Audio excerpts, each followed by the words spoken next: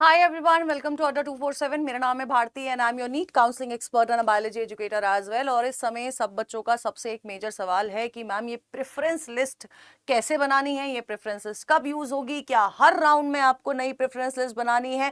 तो इन सारे सवालों का जवाब लेके मैं आ गई हूँ। और इस चैनल को अगर अभी तक आपने नहीं देखा है तो इस चैनल को देखिएगा। इस चैनल पे आपको काउंसलिंग की सारी अपडेट्स मिलेंगी। लास्ट ईयर भी मिली थी फुल फ्लेज्ड। इस वाईटी चैनल पे आपको सारी अपडेट्स मिलने वाली है नीट 2026 काउंसलिंग के लिए, तो इस चैनल को सब्सक्राइब कर लो। अब फॉर दी अपडेट्स आपके लिए एक टेलीग्राम चैनल है जो आपको सब्सक्राइब कर लेना चाहिए, which is this Telegram channel, which is अड्डा नीट काउंसलिंग। में आपको सब्सक्रिप्शन ले लेना चाहिए, है ना। सब्सक्रिप्शन नहीं लेना, जाके फॉलो ही करना है, ठीक है। अब ये प्रेफरेंस लिस्ट क्या है, तो बेटा जी सबसे पहले मैं आपको बताती हूं, जब काउंसलिंग स्टार्ट होती है तो काउंसलिंग में जब आप पहले रजिस्टर करते हैं, ठीक है, आप अपनी फीस वगैरह भरते हैं, यानी कि आपने फीस भर दी, सिक्योरिटी डिपॉजिट भी भर दिया, ठीक है। उसके बाद आपकी सीट मैट्रिक्स रिलीज होती है। सीट मैट्रिक्स रिलीज होने के बाद आपको चॉइस फिलिंग करनी होती है। और जब आप चॉइस फिलिंग करते हैं, इसका मतलब क्या है, ये वो चॉइस फिलिंग है, ये वो कॉलेजेस हैं जो आप यहां पर भरोगे जिनमें आप एडमिशन लेना चाहते हो, या फिर उन कॉलेजेस को भरते हो जहां पर आपके मैक्सिमम चांसेस है कि आपको गवर्नमेंट सीट मिल जाए, ठीक है, या प्राइवेट सीट मिल जाए। तो ये चॉइस फिलिंग में आप जो कॉलेजेस भरते हो, लिस्ट ऑफ कॉलेजेस भरते हो, उसको हम लोग प्रेफरेंस लिस्ट कहते हैं, ठीक है। अब ये जो प्रेफरेंस लिस्ट है वो कैसे बनेगी, क्या क्या चीजें हैं प्रेफरेंस लिस्ट बनाने के लिए जो आपके दिमाग में होनी चाहिए। सबसे पहले, अगर आप एक बॉर्डर लाइन स्टूडेंट हो तो आपको हर एक कॉलेज भरना है डिपेंडिंग अपॉन कि वो कितना पुराना है। देखो, सबसे पहले मैं आपको फैक्टर्स बता देती हूँ किस किस पे आपकी प्रेफरेंस लिस्ट बनेगी। सबसे पहला कि आपका एस्टैब्लिश्ड ईयर कितना है, क्योंकि जितना ओल्ड कॉलेज होगा, जितना पुराना कॉलेज होगा, उतना ज्यादा स्ट्रॉन्ग एल्यूमिनाई कनेक्ट होगा, है ना। उतना ज्यादा स्ट्रॉन्ग एल्यूमिनाई कनेक्ट होगा, उतने ज्यादा बैचेस बेटा जी इस पर्टिकुलर कॉलेज ने अपने निकाले होंगे, तो बहुत अच्छा एल्यूमिनाई कनेक्ट होगा। तो एस्टैब्लिश्ड ईयर जितना पुराना होगा उतनी बेटर आपको मतलब स्किल डेवलप करने के चांसेस हैं।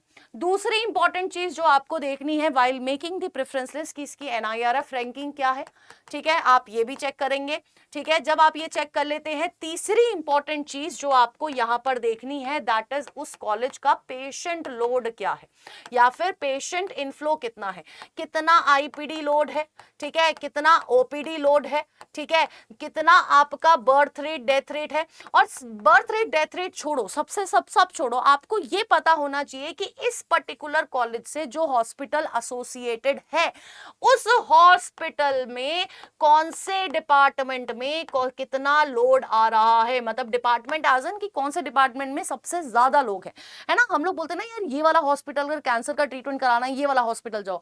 अब तुमने कुछ आगे पीजी वगैरह के लिए सोच रखा होगा, तो तुम्हें पता होना चाहिए अगर मैं इस हॉस्पिटल में, इस वाले कॉलेज में जाता हूँ, क्या इसमें आगे पीजी सीट्स है, और क्या उस पर्टिकुलर डिपार्टमेंट में इतना इनफ्लो है कि मेरी स्किल डेवलप हो जाए, क्योंकि पेशेंट फ्लो जितना होगा उतनी ज्यादा आपकी स्किल डेवलप होगी और उतना ज्यादा आप आगे अपने फ्यूचर में कमा पाओगे, क्योंकि एट द एंड आपको डॉक्टर बनना है, आपको पेशेंट्स के साथ ही डील करना पड़ेगा।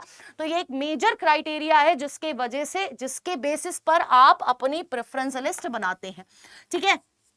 अब आप बोलोगे मैम ये डेटा कहां से आएगा, ये सारा डेटा, ये सारी रिसर्च ऑलरेडी हमारी टीम ने कर रखी है।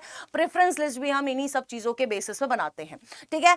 अब इंपॉर्टेंट क्या है, इसके अलावा आपको देखना है कि मैं जिस भी कॉलेज में एडमिशन ले रहा हूं, क्या उसमें पीजी होता है या नहीं होता है। तो यार जो पीजी नहीं होता ना जिन कॉलेजेस में, उनको थोड़ा नीचे की तरफ प्रेफर करना होता है ना, वरना उस कॉलेज को हमें ज्यादा प्रेफर करना है जहां पर पीजी है।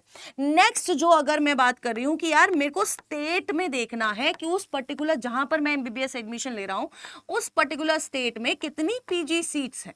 अब कितनी पीजी सीट्स का मतलब क्या, क्यों पीजी सीट्स, क्योंकि बेटा जी जब हम एमबीबीएस करते हैं, एमबीबीएस करने के बाद आपका डोमिसाइल का जो आपको मिलता है ना 85% कोटा, वो ऐसा कुछ भी नहीं रहता पीजी में, है ना। आपको उस स्टेट का इंटरनल कोटा मिलता है जिस स्टेट से आपने एमबीबीएस करी होती है।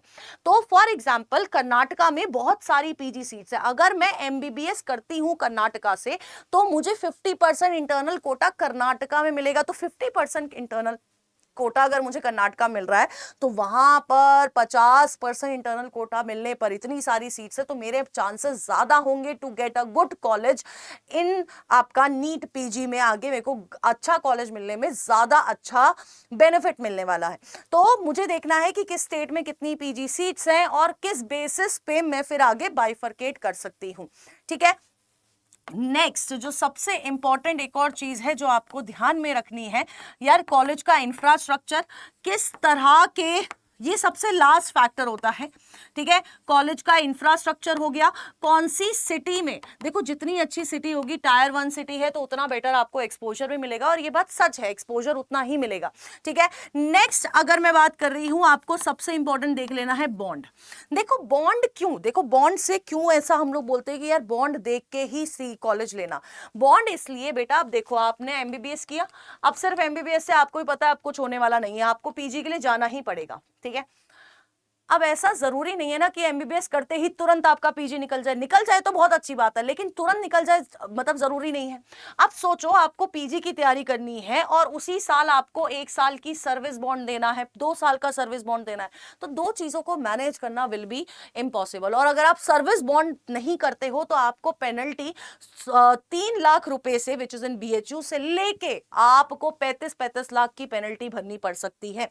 तो जहां पर बॉन्ड नहीं है उनको हमें ज्यादा प्रेफर करना है, और जहां बॉन्ड है उनको हम लोग को नीचे रखना है। इन सारी चीजों के बेसिस पर ही आपको अपनी प्रेफरेंस लिस्ट बनानी है। अगर आप खुद से काउंसलिंग कर रहे हो, ये रिसर्च करना शुरू कर दो, 1 महीने में आपकी काउंसलिंग शुरू हो जाएगी, 1 से सवा महीने में। ठीक है, और अगर आपको ये प्रेफरेंस लिस्ट चाहिए, बनी बनाई चाहिए, आपको चाहिए कि यार कट ऑफ वगैरह सब मिल जाए, मुझे सीट मैट्रिक्स मिल जाए, मुझे कॉलेज हेल्थ रिपोर्ट मिल जाए, ये सब कुछ मिल जाए, तो आप हमारे 1 या 1 प्रो बैच में आप एनरोल कर सकते हैं। MBBS, BDS, BMS, BHMS, BUMS सबकी काउंसलिंग हम करा रहे हैं, सबका डेटा आपको मिलेगा। ठीक है, आपको डाउट सेशंस मिलेंगे जिसमें आप अपने नीट काउंसलिंग के बारे में जितने भी डाउट है वो आप पूछ सकते होंगे।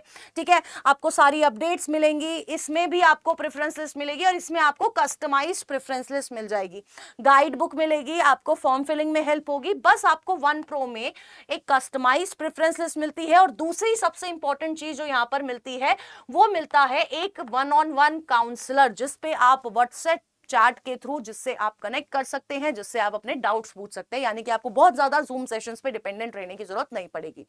अभी जो 1 वाला बैच है, अगर आप यूज करते हो कोड ZBBS, आपको ये 1999 का पड़ जाएगा, और 1 प्रो वाला 4499 का पड़ जाएगा। अब सब कुछ आपको रिसर्च भी नहीं करनी, सब कुछ हम बना बनाया दे रहे हैं। ठीक है, सब कुछ आपको इन हैंड मिलने वाला है, आपको बस एक्टिव रहना है। ठीक है, और अगर आप चाहते हो कि मैं खुद आपकी काउंसलिंग कराऊं, मैं खुद आपको गाइड करूं, आपकी प्रेफरेंस लिस्ट भी मैं ही बनाऊं, अगर आप ये चाहते हैं तो आप हमारा प्रीमियम बैच ले सकते हैं, जिसमें मैं आपको एज काउंसलर मिलूंगी। ये सारी चीजें तो मिलेंगी ही मिलेंगी, प्लस आपको काउंसलर, डेडिकेटेड काउंसलर जो आपका होगा वो मैं होंगी। और ये batch after using this code ZBBS around 7600-7700 का आपको पड़ जाएगा। तीनों बैचेस के लिंक आपको नीचे कमेंट बॉक्स में दी गई है। अब इसके अलावा कोई डाउट है तो एक गूगल फॉर्म मैंने लगाया हुआ है, उस गूगल फॉर्म को भर दीजिएगा। एंड कोई और डाउट है, do let me know in the comment box. Till then, tata, bye bye, take care and all the best.